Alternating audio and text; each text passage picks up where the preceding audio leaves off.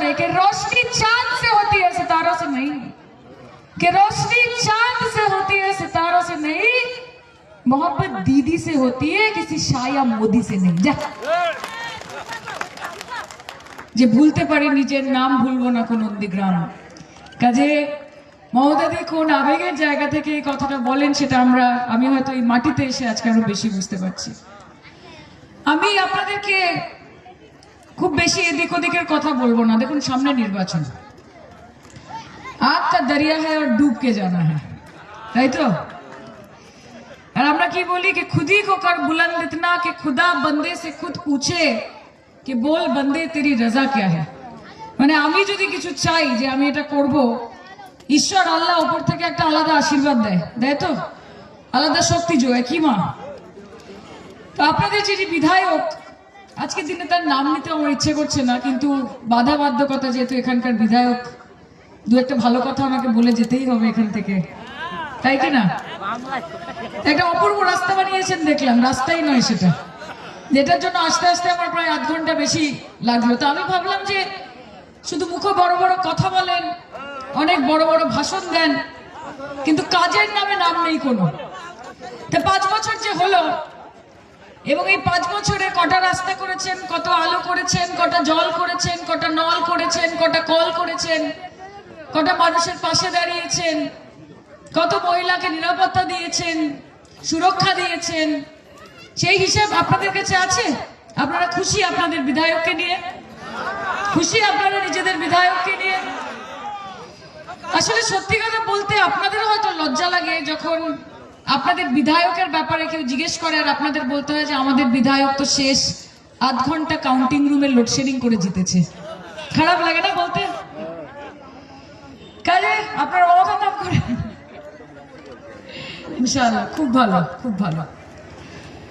তা আমি যখন শুধু অভিনয় করতাম, যখন অভিনেত্রী ছিলাম, তখন দু একবার শুভেন্দু বাবুকে দু একটা প্রোগ্রামে দেখার অভিজ্ঞতা আমার হয়েছিল।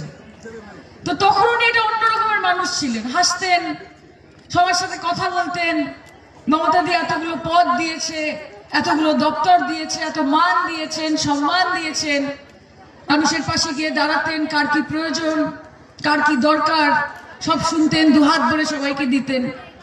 তো সেই শুভেন্দু অধিকারী আলাদা ছিল। আর এখনকার শুভেন্দু অধিকারী সারাক্ষণ ঘুরে বেড়াচ্ছেন, ঘুম থেকে উঠে মমতা ব্যানার্জিকে গাল দিচ্ছেন, ঘুমোতে যাওয়ার সময় অভিষেক ব্যানার্জিকে গাল বন্ধ করছেন, খুলকুচি করতে করতে তৃণমূল কংগ্রেসকে গালাগালি দিচ্ছেন, আবার যখন আলু হাতে আলু সিদ্ধ মাখছেন তখনও মমতা ব্যানার্জি অভিষেক বন্দ্যোপাধ্যায়কে গালি দিচ্ছেন, ভাবছেন আরেকটু ভালো যদি খেতে হয়ে যায় আলু মাখাটা।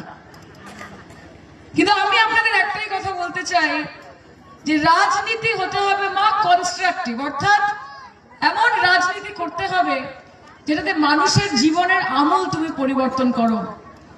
যেরকম হাতে প্রধানমন্ত্রী যখন সেঙ্গল নিয়ে ঘুরে বেড়ায় পার্লামেন্টে, ওরকম একটা সেঙ্গল হাতে নিয়ে যেমন রাজা হওয়া যায় না, ঠিক সেরকম লম্বা সাদা দাড়ি রাখলে রবীন্দ্রনাথ ঠাকুর হওয়া যায় না, তাই তো? এবং তার মতোই সকাল থেকে রাত অব্দি মুখ্যমন্ত্রী মমতা বন্দ্যোপাধ্যায়কে গাল বন্ধ করে পশ্চিমবঙ্গের মুখ্যমন্ত্রী হওয়া যায় না, এটা বুঝতে হবে। আর যাদের দরবার করছেন সেই বিজেপির ফুল ফর্ম কি? বিজেপি কে জানে? বিজেপির মানে কি? জঞ্জাল পার্টি। আরে কে বাত, সবাই জানে। তাহলে এক হলো ভারতীয় জঞ্জাল পার্টি, এক হচ্ছে বাংলা জ্বালাও পার্টি, এক হচ্ছে ভারতীয় জুমলা পার্টি। এইসব নাম, এইসব খ্যাতি তারা অর্জন করেছে। এবং এই বাংলায় আসার তাদের কারণ কি? যে এখানে আমার হিন্দু মায়েরা বসে আছে, বৌদিরা বসে আছে, এখানে যে আমার ভাবিরা বসে আছে, চাচিরা বসে আছে, এর মাঝখান থেকে একটা এরকম লাইন টেনে দিতে হবে যে হিন্দুরা একদিকে থাকবে আর মুসলমানরা একদিকে। শুধু হিন্দু মুসলমান, শুধু ইন্ডিয়া পাকিস্তান, শুধু শশাঙ্ক কবরিস্তান, এছাড়া বিজেপির আর কোনো কাজ নেই। আপনি জিজ্ঞেস করুন কটা স্কুল বানিয়েছেন, বলতে পারবে না। আপনি জিজ্ঞেস করুন কটা হাসপাতাল বানিয়েছেন, বলতে পারবে না। আপনি জিজ্ঞেস করুন যে নরেন্দ্র মোদী বলেছিলেন যে আমি বছরে 2 কোটি চাকরি দেব ভারতবর্ষের নজওয়ানদের, 11 বছরে 22 কোটি চাকরি। কটা চাকরি দিয়েছে জিজ্ঞেস করুন, বলতে পারবে না। বলেছিল মিস কল মারলে চাকরি দেব ত্রিপুরাতে, মিস কল মেরে গেছে লোকে, চাকরি আর আসেনি। বলেছিল 15 লাখ ব্যাংক অ্যাকাউন্টে ঢুকবে, 15 পয়সা ঢুকেছে কারোর? হাত তুলুন তো দেখি। 15 পয়সা ঢুকেছে কারোর কাজে? কত ঢুকেছে? 1 টাকাও ঢোকেনি কাজে। এসব বড় বড় কথা আমরা অনেক শুনেছি। আমার মায়েদের এক কথা বলবো যে মমতা বন্দ্যোপাধ্যায় সিপিএম এর মতো দলকে হ্যান্ডেল করে অভ্যস্ত। এখানে যারা যারা বসে আছেন না, তারা সিপিএম এর হাড়মাতকে ঠান্ডা করে দিয়েছেন। এমন অবস্থা করেছে যে 34 বছর পরে সিপিএম এর লাল কাপড় ঝান্ডাতে কম আর বিরিয়ানির হাড়িতে বেশি দেখা যায়, যাই তো? সেটা মমতা, মায়ের কি হাসি! এটা তো সত্যি কথা। আর কাদের হয়ে আমরা প্রচার করব? আপনারা যে প্রচার করছেন নরেন্দ্র মোদী আর অমিত শাহ, ইলেকশনের আগে যখন আসে তখন কার আগে প্রাণ কে করিবে দান? ভালোবাসি ভালোবাসি, ये दिल तुम बिन लगता नहीं हम क्या करे। আর যে ইলেকশন মিটে যায় তখন তোমার দেখা নাই রে, তোমার দেখা নাই। তখন আর দেখা যায় না। তখন বৃষ্টি হোক, তখন বন্যা আসুক, তখন ঝড় আসুক, তখন তুফান আসুক, তখন দুর্ভিক্ষ আসুক, তখন যাই হোক না কেন মমতা বন্দ্যোপাধ্যায় আসবেন। আর আপনারা দিল্লির বাবুরা তারা নিজেদের এসির ঘরে বসে থাকবেন আর রিমোট চালিয়ে টিভিতে দেখবেন যে পশ্চিমবঙ্গে কি হচ্ছে, আর হেলিকপ্টার নিয়ে ওপর ওপর উঠবেন। তাই করবেন তো? আর আপনাকে বাংলার মানুষ ভোট দেবে।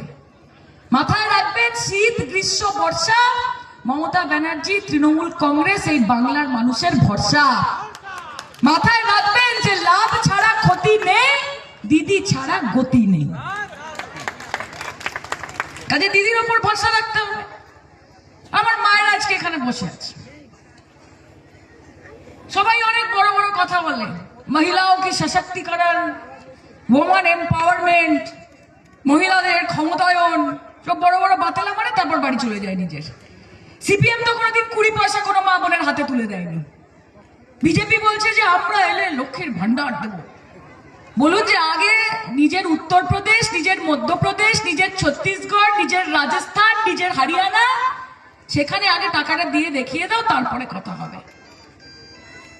এদেরকে দায়িত্ব দেবেন, বাংলার দায়িত্ব এদেরকে দেবেন। যারা রবীন্দ্রনাথ ঠাকুরকে রবীন্দ্রনাথ সান্যাল বলছে, দেবেন। বাংলার দায়িত্ব তাদেরকে দেবেন যারা বঙ্কিমচন্দ্র চট্টোপাধ্যায়কে বঙ্কিম